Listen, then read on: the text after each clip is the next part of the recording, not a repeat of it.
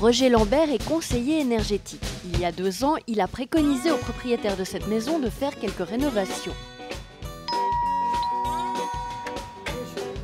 Bonjour, ça va bien, merci à vous. Par rapport à la dernière visite que j'ai faite, Oui. Où en êtes-vous sur les réfections de cette maison? Alors, on a fait quand même passablement de choses. Je ne sais pas si la dernière fois montons ensemble. Pour découvrir les résultats de ces grands travaux, un peu d'exercice s'impose. Alors là, on est dans les combles, ces fameux grands combles inhabitables, qui représentent une énorme surface. Et c'est la raison pour laquelle j'ai posé en partie moi-même cette isolation au sol.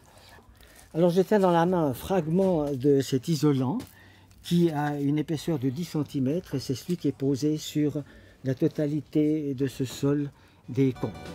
Ce matériau, du pavatex, a des propriétés isolantes qui conservent la chaleur en hiver et la fraîcheur en été.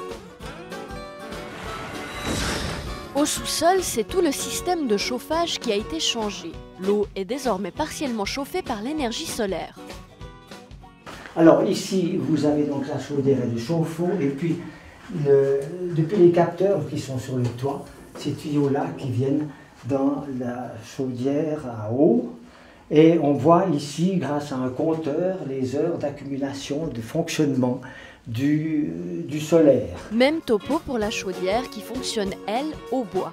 Au moment où la chaudière a besoin de pellets, elle s'alimente grâce à la vis sans fin, et par la vis sans fin, les pellets arrivent dans la réserve qui est ici, la réserve de pellets de la chaudière elle-même.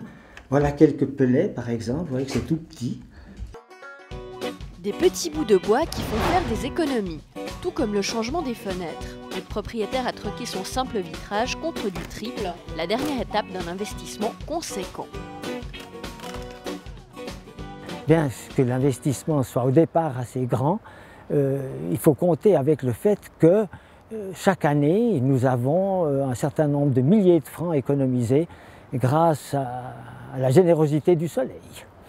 Coût de l'investissement, 115 000 francs. On nous dit qu'il faut 30 ans pour l'amortir, peu importe, on est heureux, c'est confortable, on a quitté le fossile pour énormément de bonnes raisons et j'aime bien cette idée. Et pour ceux qui n'ont pas les moyens d'investir autant, il existe une alternative. En investissant d'abord sur l'isolation, ça permet de recalculer un chauffage qui très souvent est plus bas que le chauffage actuel ou que le chauffage installé au départ de la maison. De quoi redonner le sourire aux âmes vertes.